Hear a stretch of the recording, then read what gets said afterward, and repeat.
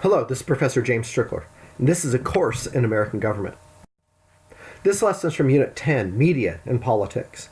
It's Lesson 11 about press characteristics. In this lesson, you'll learn about journalist characteristics, about the concept of groupthink, and about the concept of group polarization. In the previous lesson, we learned about press attitudes. In other words, how they go about doing their job. Now we're going to learn about who these people are that engage in that job. And we're going to look at 5 characteristics that they generally hold in common. Now, as I tell you about these characteristics, please understand that I'm not saying that every single member of the press has these characteristics. What I'm saying is, on average, this is what they are typically like. And this is going to have an influence then on how they do their job, as you'll see at the end of this lesson. So let's begin with the first of these common characteristics. Most journalists come from a similar background, which differs from that of the common American. Most journalists were educated in private schools. Now, that doesn't just mean private high schools. It also means private colleges. While the average American, either they don't go to college, or if they do, they go to some state school. The average journalist comes from a family in which both of their parents worked white-collar jobs. In other words, office jobs, as an executive or a lawyer or something like that. While most Americans come from families in which their parents work blue-collar jobs. They work in a factory or in or as a cashier in a store or something like that. Now, this is important because this causes them to have a different view of the world than what the average American does. It's kind of hard to understand other people if you've never lived the kind of life that they live. This may explain why the media had such trouble during the 2016 presidential election, understanding those who supported Donald Trump for President of the United States. For example, one of the common things that the media would say is that Trump supporters were uneducated. Well, as pointed out by this commentator, that assumes that education is only one type of education.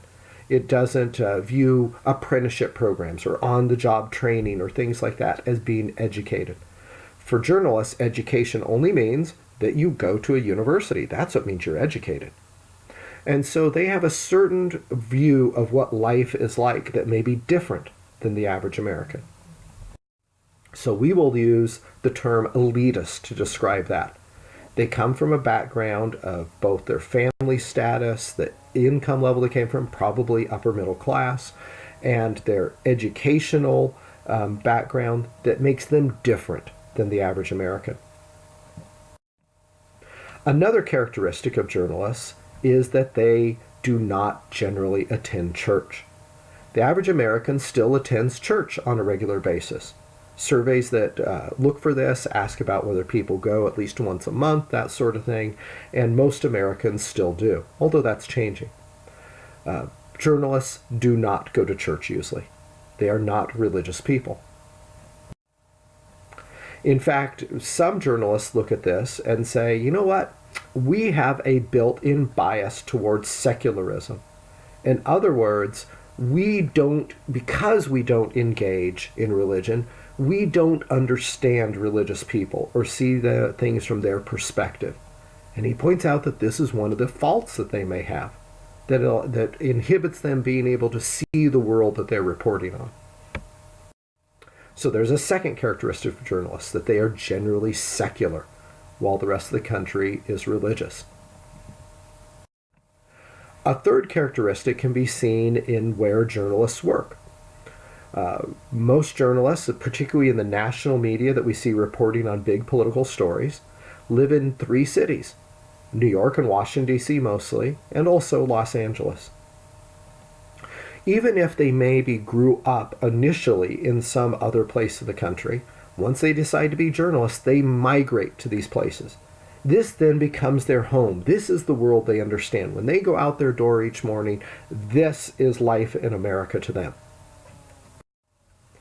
This creates another potential problem. with a big chunk of the journalists in the country working in these three places. And those that don't probably work in other big cities around the country, Chicago, Minneapolis, Dallas, places like that, for the big newspapers or television stations there. In other words, where they're not working is out in rural America. They don't see people out on the farms. They don't see people out cutting down trees in the forests. They don't see people working in the mines. That isn't their life. Their life is big city streets, and that's what they understand. The rest of the country is sometimes described by people from this class as flyover country. It's what you see looking out a plane window while you pass between the coasts of the United States of America. And again, this is another example of how their view of things can be limited, how their understanding can be limited. So we're going to describe that as journalists generally being urban, from big cities. Another characteristic of journalists is their personal political views. If we look at their ideological positions, they are generally liberal. Survey after survey has explored this with journalists, and what we have found is that they are pro-choice on abortion, they favor same-sex marriage, they believe in climate change and that it's a catastrophe that the government needs to do something about. They believe in government being involved in economic affairs such as minimum wage laws, things like that. So journalists have this generally liberal perspective on their personal politics of what they would like to see the government to do. So why does this matter? Well, if they as a group all see things this way, then it's hard for them to understand people who don't see them that way. Again, just as if they never go to church, it's hard for them to understand people who go to church. If they all live in big cities, it's hard for them to understand people who don't. If they all believe in the liberal point of view, it's hard for them to understand people with a conservative point of view. So the fourth characteristic of journalists is that they are typically ideologically liberal. Now, let me digress for just a moment and refer back to things that you've previously learned that might explain this. The modern mode of journalism, with investigation and advocacy and being adversarial and that kind of thing, it attracts people who want to use this as a venue, as a way to change the world. These are the do-gooders of society, so to speak. And remember, way back when we talked in this course about ideology, the general point of view of a liberal is that they want to change things and try to make things better. The general perspective of a conservative is, hey, if it's working pretty well, don't mess it up, because your liberal change you want to make is probably going to make things worse rather than better. So, if you're a person who wants to change the world for the better, you're probably a liberal. And you see journalism as a potential place to go do that, because you can influence society that way through the things you write, through the shows that you produce, etc. That's what you think you're going to do, and it attracts these people. So a related characteristic that comes with that is their political affiliation. Journalists tend to be Democrats because they're liberal, and the Democratic Party is liberal, of course. Here's an example of the kind of evidence that we have of that. During the 2016 presidential election, a group kept track of donations being made to the two presidential candidates by journalists. And here's what they found, that 96% of the donations being made by journalists were being made to Hillary Clinton rather than Donald Trump. Clearly, the journalists out there writing the stories are generally Democrats. And this is something that some journalists recognize about themselves, that they are overwhelmingly a profession that has people who are members of the Democratic Party. Now, why does this matter that they're generally Democrats? Well, again, it makes it hard for them to understand the other side. If you go to work and everyone there is a Democrat, it's going to be difficult for you to understand why Republicans believe things the way they do when you never even hear the Republican point of view among the people that you work with, the friends that you have, etc. So as a result, when they look around in their job The few conservatives that are there feel so outnumbered, so oppressed in a way, that they just are quiet. They don't tell anybody they're conservative. They don't ever express their conservative point of view. And so the majority liberals just kind of assume that everybody's a liberal like them and that everybody should be. So even those who disagree within their profession are essentially scared to say that they disagree.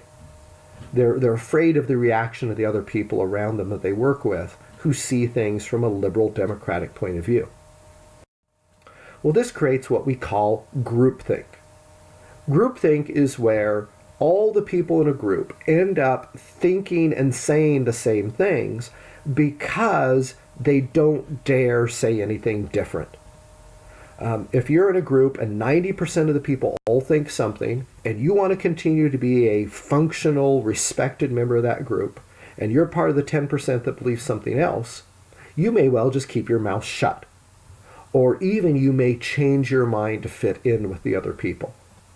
So the group ends up having this one point of view, and you're not allowed to have a different point of view.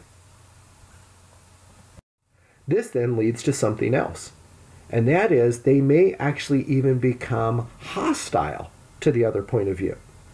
Here's a reporter who admits that at ABC News, where he worked, the idea of being a conservative was looked down upon. Conservatives were on the same level, he says, basically as child molesters.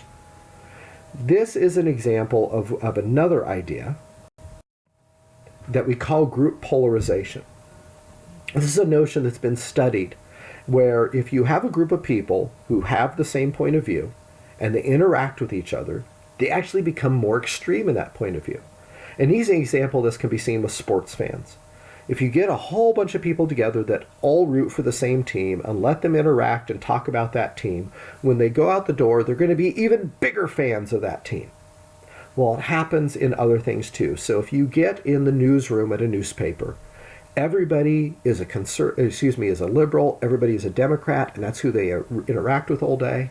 At the end of the day, they're going to be even more intensely liberal and democratic. And so this has a potential effect upon journalism then. If the people that you interact with there all have these common characteristics of coming from elite backgrounds, of being non-religious, of being liberals, of being Democrats, of only seeing things from the big city point of view, they will get even more extreme in those positions. And it will put them even farther out of touch with people in America that don't come from those backgrounds. Make it even harder for them to understand those other people and report on them. So now, let's review what we learned in this lesson. Which is not a typical characteristic of journalists? That they are working class, that they are secular, that they are urban, or that they are liberal. It is not a typical characteristic that they are working class. Generally, they come from what we can consider elite backgrounds, at least upper middle class backgrounds. What is groupthink? Is it democratic consensus? Is it diverse and inclusive ideas? Is it vigorous debate? Or is it conforming to group norms? Groupthink is conforming to group norms. It's sort of the opposite of diverse and inclusive ideas, the opposite of vigorous debate. It's where, since most of the people in a group think one way, everybody chooses to think that way. What is the law of group polarization? Is it that extremists form groups? Is it that like-minded groups become more extreme? Is it that large groups attract members? Or is it that old groups refuse to change? The law of group polarization is that people in like-minded groups become more extreme in their points of view. That completes this lesson. The next lesson will also be from Unit 10. It'll be Lesson 12 about media bias.